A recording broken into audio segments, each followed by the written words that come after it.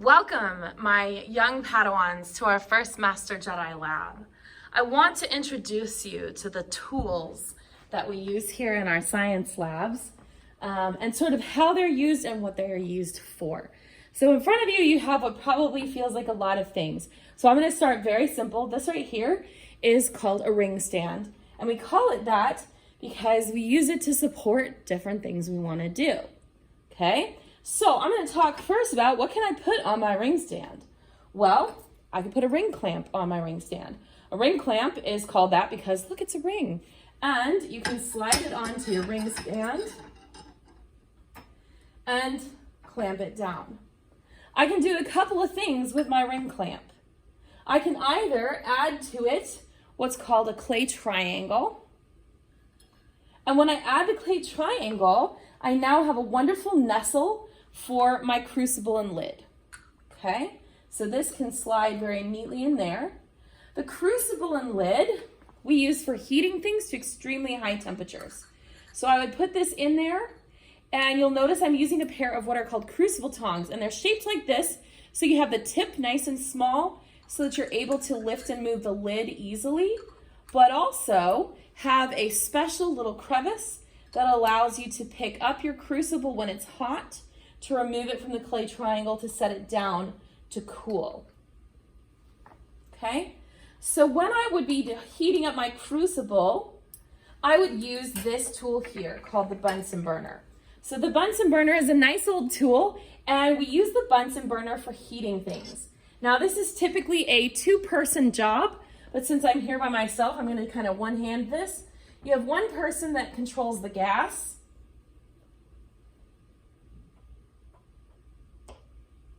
which is not on at the moment, so we can't do this.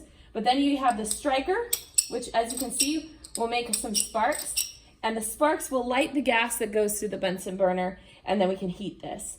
And we'll talk more later in the year about how a Bunsen burner functions. So this tool right here that makes this is called the striker. Okay. Other things that I can do with my ring stand,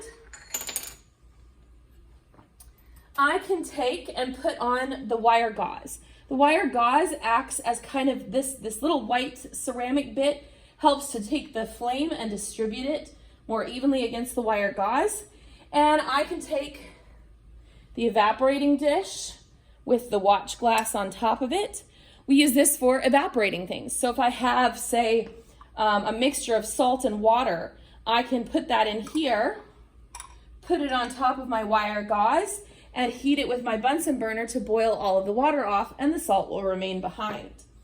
Okay, now once that's really hot, my Crucible Tongs are not the best tool for this, because if I try to pick this up, it's a little wobbly. So I have Beaker Tongs instead, which are much more the right shape for the evaporating dish, and they have a little rubber piece on it so that they don't slide as easily. So I can use those to remove it. Okay? So the Bunsen burner is one heating apparatus that we have. The other heating apparatus that we have is the hot plate. Very straightforward. You turn this to one of the numbers. 1 is low, 10 is high. And if I didn't want to have the open flame, for example, if I was working with something that has a flammable liquid in it, I wouldn't want an open flame. So I would put it on the hot plate instead to do my heating. So the hot plate is a little bit more convenient, a little less setup than getting the Bunsen burner and the ring stand. And it can be used without an open flame, so it's safer when you're working with something that is flammable. Another thing that I can do with my ring stand and my ring clamp is I can do some filtration. All right, so I'm going to grab something to catch my liquid in. So I would put a beaker, because beakers are wonderful for either holding a reaction, holding a liquid, or being there to catch something. And I could take my funnel and place my funnel into my ring clamp. Make sure this is there, and I can adjust this so I can slide it down to make sure that my funnel is going right in. And then I would take a piece of filter paper, because we don't want to go straight into the funnel, because then our solids would get stuck inside the funnel. So we take a piece of filter paper, we fold it in half. We fold it in half again. And then you'll notice there are kind of two openings and then the center. It doesn't matter which of the two openings you go to, but you don't want to go to center. So you would take this and put it into the funnel, and you'll notice how that wants to jump out. It kind of wants to jump out of my funnel. So what we do is we take this right here, this is called a wash bottle, and we're gonna push this down in, and we're gonna get it wet with our wash bottle because the water has colligative properties that are gonna cause the filter paper to stick to the funnel. So now it's not jumping out again. And so now I can use this to filter whatever I need. Okay? So this right here is a good start. Another thing that we can do with this, we have what is called a utility clamp. Okay? And a utility clamp is used to hold things up while you do stuff to them. Okay, so a wonderful thing that I could use my utility clamp for is, let's say I'm doing, you'll notice there's lots of different ways that you can adjust your utility clamp and go all sorts of directions. There we go. Okay. So let's say I want to have a reaction happen in the test tube, but I don't know if the reaction is going to get really hot. So I don't want to hold the test tube in my hand. I can put it into a utility clamp like this, making sure that it's nice and tight and secure. And the utility clamp will hold my test tube while I perform a reaction in it, and I can stay a safe distance from it should anything happen. Okay? Another thing that we can do in terms of heating, sometimes we want to heat something in a test tube, and that can be kind of dangerous to do, particularly if we're using a Bunsen burner. So if we're using a Bunsen burner to heat our test tube, whatever we're trying to heat in the test tube, we want to make sure that we don't just hold it directly in the flame. Because what can happen if you hold it directly in the flame, sorry, got interrupted. We don't want to hold this directly in the flame, because what can happen if we hold it directly into the flame is that this glass can actually get superheated and break, and then you have a small explosion going out your glass. And particularly if it's something flammable, it goes on the flame. It's just not a good idea. So what we want to do is, as we're heating it, we want to move it back and forth in the flame like this so that we're gently heating it. You'll notice that I have it at an angle. I'm not holding it straight up. And the reason for that is if something were to bubble over going straight up, it would hit me. I'm pointing it away from myself towards the wall. Okay, and that's a safe way to heat a test tube. Okay. And these little pinchers that I'm using here are the test tube holders. They pinch down real nice and secure so that your test tube isn't going to move. Okay? When I'm not using my test tube, if I'm not worried about a hot reaction, if I just want it someplace to hold my test tube so it doesn't roll away, I can put it in a wooden test tube rack or a plastic test tube rack. We do have both. All right? So that's kind of a basic overview of these tools that we can use for a lot of different things that we want to do to accomplish. Let's talk about some of our measuring tools next. Okay, here in the science lab, we have a number of tools that we use for measuring things. And I'm going to try to show you a little bit of each one of them and try to kind of zoom in on each one as I get to them so that you can maybe see them a little bit better. So we're going to start with this tool on the left. And you actually can't see it very well because it's actually really big. It goes all the way up to there. And then all the way down, it has a little spigot at the bottom. This is called a burette. And you'll notice that I'm using a utility clamp in a ring stand to hold my burette up. And if I can zoom in, I'll give it a try. Here we go. You might notice that the numbers start small at the top, and then as you go down, they get bigger at the bottom. And that is because when we open the stopcock at the bottom of the burette, this little nozzle down here, it's going to start dripping. Okay, Ms. Lopez, please call 6017. Ms. Lopez, please call 6017. Okay, so it's going to release this drop by drop by drop. Now, we love burettes in chemistry, particularly when we're working with an acid-base reaction, because it allows us to get an incredibly precise measurement of how much liquid we have added. So let me zoom this in again real quick so you can see. Look at how many lines this has on it. Okay, the more lines something has, the more precise it is. So the big line is 40 and 41. So you can see right here, this is 40, this is 41. And then I've got 10 lines between that. So that takes me to the 10th place. And then I can even estimate the space between those lines and take me out to the 100th place. So anything that I measure using the burette would have 2 decimal places after it. Now, since it is kind of backwards, the way that you would read a burette is you start by getting your initial volume. So I would go over here, I get down at the same height, and I record this is 38.49, okay? 38.49. And I'm gonna go ahead and add a few drops. So to add a few drops, I'm gonna turn the stopcock until I get a nice flow of drops coming out, okay? And then when I'm done, I will measure the final volume. Then to figure out how much I've added, I actually have to subtract the initial volume minus the final volume because that's gonna get me the amount.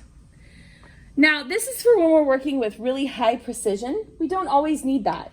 So we have a nice basic tool called the graduated cylinder. That's this one here, okay? This happens to be a 100 milliliter graduated cylinder. And here, these lines are 10. So this is 50 and this is 60.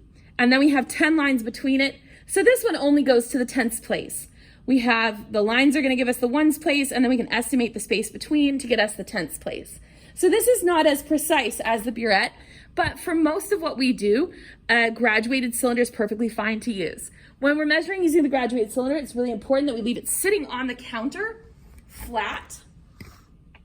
And when we go to do our measurement, we are going to crouch down so we're on the same level as the burette. So we're reading it straight across as opposed to looking at it at an angle, because that's gonna affect your measurement, okay? So that's how to use the graduated cylinder. And this one goes 0 at the bottom, 100 at the top, like you're probably more used to. All right, another thing that we can use for measuring the volume of a liquid is what's called a volumetric flask. That's this guy right here. Now you'll notice that this says 250 milliliters. The thing with a volumetric flask is it's really only designed to measure one precise amount. And if you look on it, it only has one line. Okay, so what we do with a volumetric flask is we would start by filling it up with water, not all the way full. Okay, so we would start with it about here. Okay, then we would measure out our solid that we want to dissolve, and we would add our solid, okay, using a funnel if needed. Then we would get either a beaker or we could use our wash bottle. And we would continue to fill this up very slowly, drop by drop by drop, until we get to this line. Now, you'll notice when we do that because it's glass, you get kind of a bubble at the bottom. So you measure from the bottom of the bubble. So you're gonna keep adding water until the bottom of your bubble is on that line, okay? So that's measuring volume. Now, if we need to measure distance, usually we are talking about fairly small distances, and a ruler is perfectly sufficient for that. But the key here is we want to make sure that we are using the centimeter side and not the inches side. Inches is an American thing that we do. Scientists always use metric system. So if we want to measure a liquid out drop by drop, and it doesn't matter, we're counting drops rather than an actual numerical volume, we can use a barrel pipette. And there are a couple of different sizes of barrel pipettes. So this is gonna give you slightly larger drops. This is gonna give you slightly bigger drops, okay? And then here we have, for measuring temperature, we have our thermometer, making sure that when we put it in, we're not using it to stir. This is to measure a volume, or excuse me, measure temperature. So we put the little bulb at the bottom. We're gonna wait until the red or blue liquid in it stops moving. Okay, when the liquid stops moving, that's when we've reached our temperature, and we will record. It's just like a little ruler. So I've got 20 and 30. We're gonna count how many lines. So this would be, right now it's about 23.5 degrees in this room, okay? And these thermometers are always gonna measure in Celsius.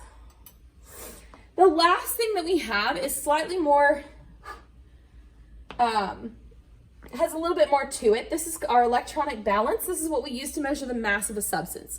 Not to be confused with its weight, which is its gravitational relationship with the earth. Now to do this, we never ever want to put anything directly on the surface of the balance, okay? So I have here a little plastic weigh boat. These are really convenient because after you weigh it out, they've got little pour spouts, so you can actually just fold it over and it'll pour really nicely. So we want to put the weigh boat on there, but then we have the mass of the weigh boat here.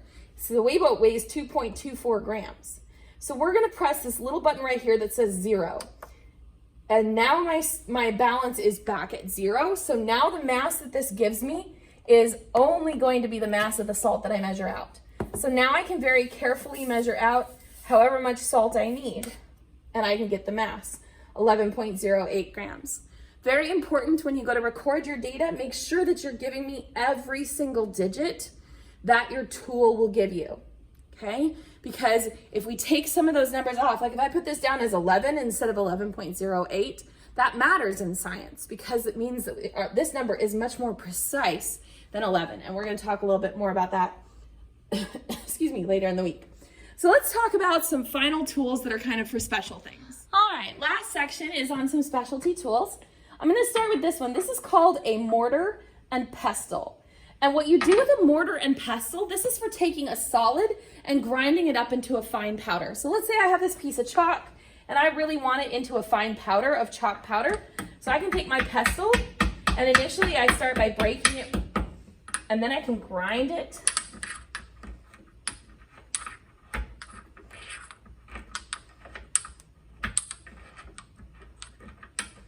And you'll notice that now it's in a much more powdery state. I can keep going until I have nothing but little bits of powder. So a mortar and pestle is used for grinding solids into powders. Okay, used a lot in early chemistry because a lot of the chemistry that they did, they were working with herbs and things, and they would grind up the herbs to make into medicines. This right here is a wonderful tool. This is called a well tray. This is for doing micro reactions, especially when we're working with really hazardous chemicals, something like a lead compound or a barium compound. We don't really want to use a lot of it because it is not as safe to work with. So using little tiny amounts, we can observe the reaction in these well plates, and then we have less waste to deal with. I usually, because it's really hard sometimes to see against the black countertops, I would typically put a piece of white paper under my well tray so we can see. Okay? These two small little tools, this is a stirring rod. It is made of glass, so be very careful with these because if they break, they do stab you and they do like to roll. But these you can use in your beaker when you're mixing stuff up. This is for stirring. This other little friend right here is called a scoopula, and this is used for scooping solids out. So let's say I finished with my mortar and pestle and I just wanted to scoop out some of my calcium carbonate from in here. I can use my scoopula to do that. Very important to remember is you want to use a clean scoopula with each chemical so that we don't contaminate our chemicals. The last piece of glassware that I want to talk to you about is our dear friend, the Erlenmeyer Flask. This is one of my favorite flasks to work with because of its shape. Erlenmeyer flasks are not used for measuring, just like a beaker is not used for measuring. Erlenmeyer flasks are wonderful for mixing. Now, if you look, I put a little water in here, and let's say I was trying to mix this up. It's really easy for me to give it kind of a swirl. Sorry, I'm left-handed. It's hard to do that right-handed. There we go. It's really easy for me to swirl this and get it to mix without the risk of splashing this on myself. And so we use Erlenmeyer flasks anytime we're doing something that's going to involve a lot of mixing, particularly in our acid-base unit when we have we're going to be adding base drop by drop to our acids. All right, so that is the tour, ladies and gentlemen, of all of the lab equipment, what we use it for, and how to correctly use it. Good luck.